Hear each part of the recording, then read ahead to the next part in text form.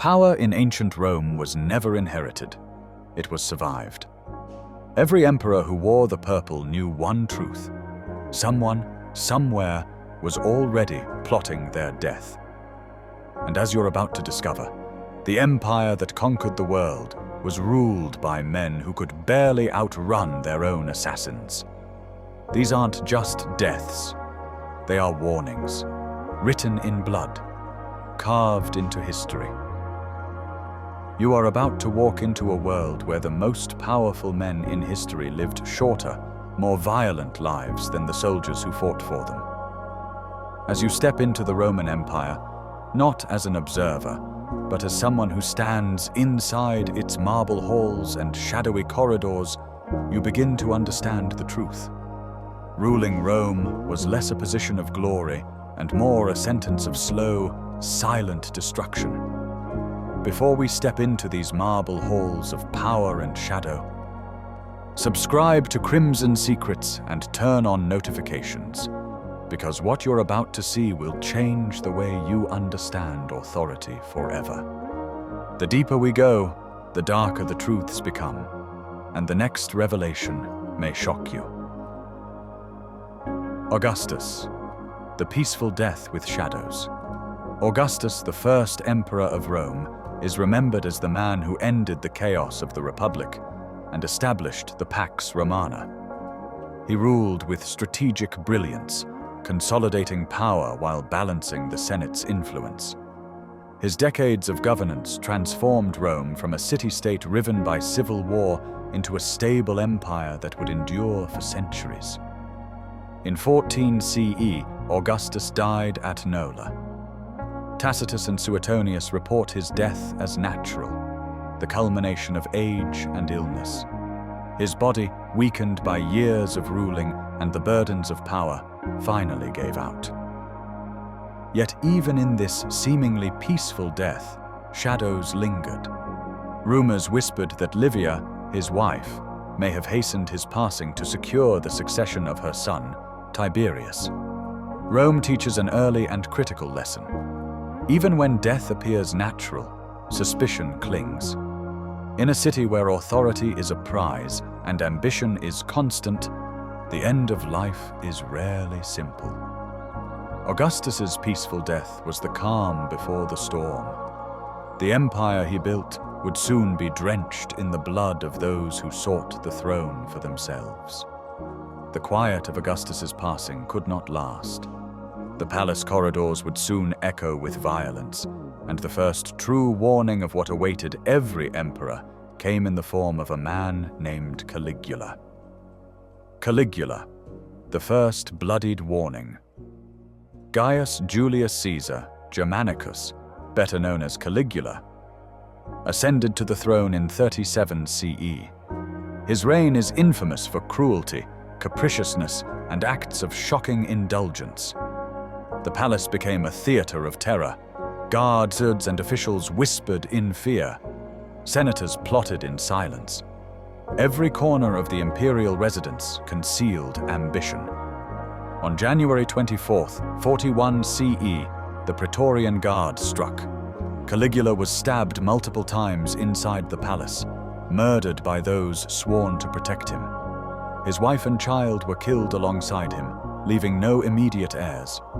Betrayal came not from a foreign army or a barbarian horde, but from proximity itself. In Rome, trust was a weapon as sharp as any blade. This assassination was the first bloodied warning that the throne was not merely a seat of glory, but a target painted in red. Power attracts enemies, and proximity makes betrayal inevitable.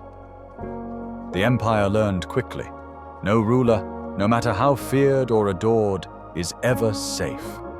Even the most unpredictable tyrant could not outpace the ambitions surrounding him. The next ruler, Claudius, would inherit a throne marked by both danger and opportunity. Claudius, scholar on the throne. Claudius, Caligula's uncle, came to power unexpectedly. A scholar, historian, and man underestimated by Rome's elite, he ruled not with fear, but with intellect. Yet intelligence offered little protection. In 54 CE, Claudius died under suspicious circumstances. Suetonius reports the possibility of poisoned mushrooms, while Tacitus and other sources suggest that Agrippina the Younger, his wife, may have orchestrated the killing to place her son Nero on the throne. Claudius's death reminds us that in Rome, even the most peaceful passing is never free from political consequence. The throne is always a prize, and those closest to the emperor can be the most lethal. Claudius's death opened the door for one of Rome's most notorious rulers, Nero. His rise would demonstrate that even a single miscalculation or loss of support could transform an emperor into a victim of his own power. Nero, political suicide. Nero ascended the throne in 54 CE and became infamous for his excess, tyranny, and cruelty. He presided over the Great Fire of Rome, persecuted Christians, and provoked revolts. By 68 CE, his support had crumbled. The Senate declared him an enemy of the state. His Praetorian Guard deserted him. The people no longer feared him, and every ally reconsidered their loyalty. Faced with inevitable capture, Nero took his own life. Tacitus reports that his final words were, "Qualis artifex pereo," "What an artist dies in me." History shows that political inevitability can kill as surely as any assassin. Rome's next years descended into chaos, known as the Year of the Four Emperors, and the pattern of violent, premature death became entrenched. As the empire erupted into civil war, the following emperors would navigate a perilous landscape where every choice could mean life or death. Otho, Vitellius, Vespasian, and Titus. Suicide and rare peace. Otho became emperor after Galba, but his reign was short-lived. Facing defeat against Vitellius in battle, he chose suicide to prevent further bloodshed. Vitellius, however, could not choose the terms of his death. Dragged through the streets of Rome by soldiers loyal to Vespasian, he was stabbed, humiliated, and executed. Vespasian, who restored stability to the empire, died of natural causes in 79 CE. His son Titus followed in 81 CE. These rare, peaceful deaths were exceptions in a century dominated by assassination and civil war. Even in these cases, suspicion lingered. Historians hint at opportunistic timing or potential political manipulation, suggesting that in Rome, no emperor's death is ever truly free from intrigue. The fleeting peace of Vespasian and Titus would not endure. Rome's imperial corridors were once again filled with whispers of betrayal and violence. Domitian and Commodus. Murder within the palace.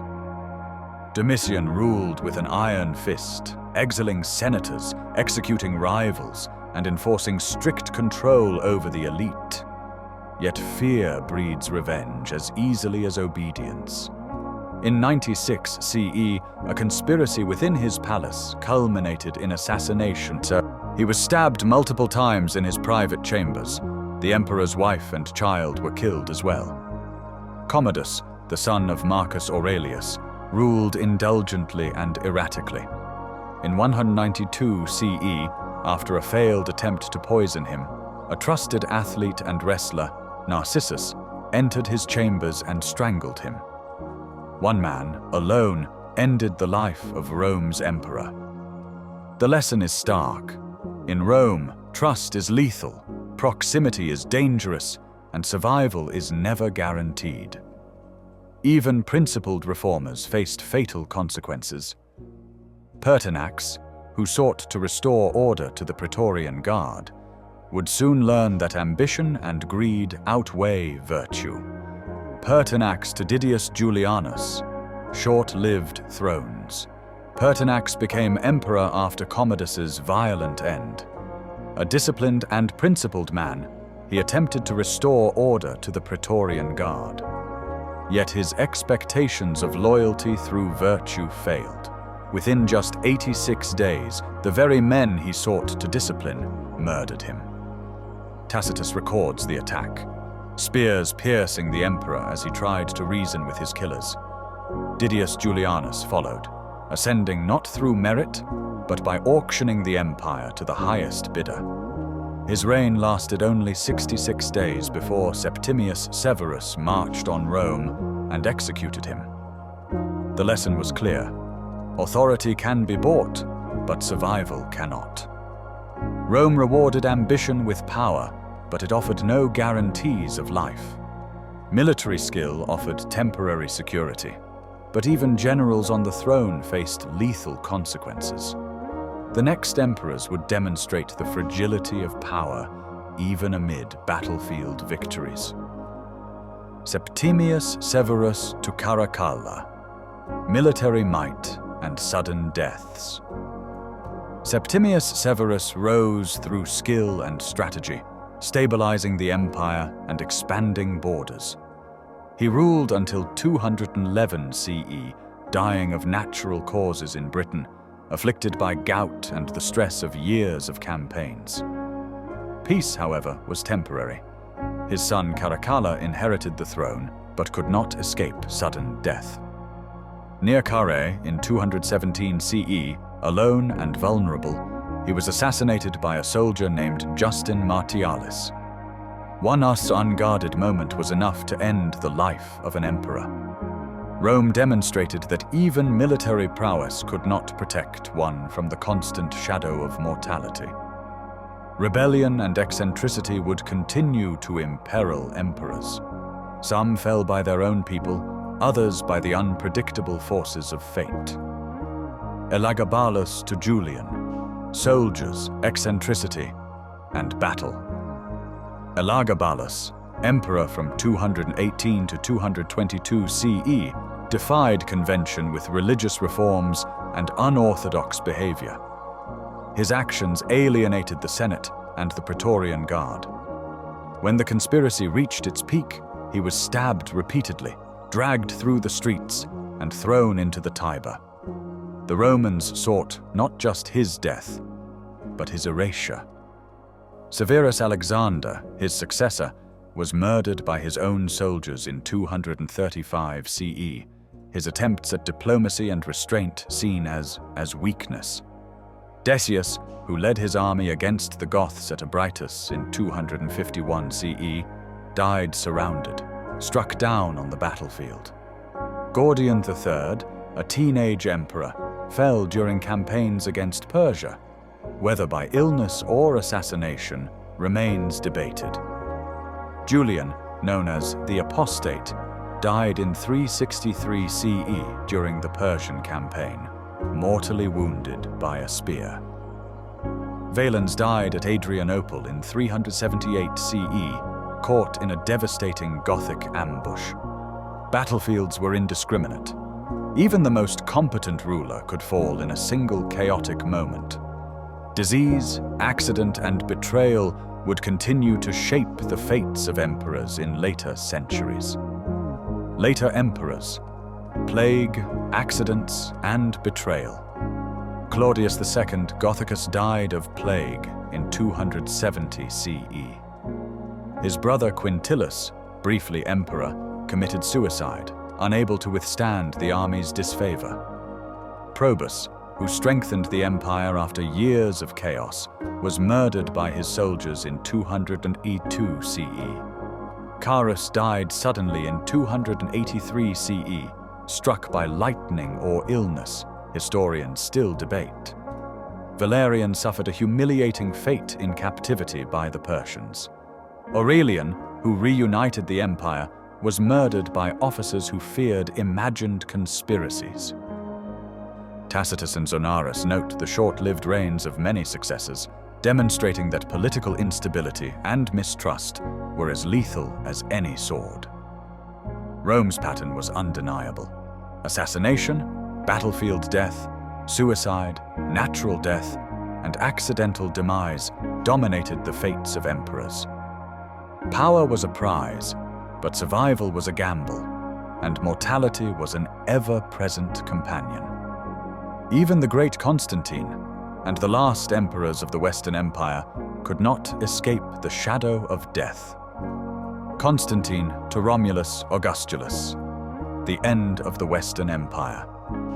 Constantine the Great, who reformed both politics and religion, died in 337 CE, likely of natural causes, though historians speculate fever or possible poisoning. Honorius, ruler in the early 5th century, survived multiple assassination attempts.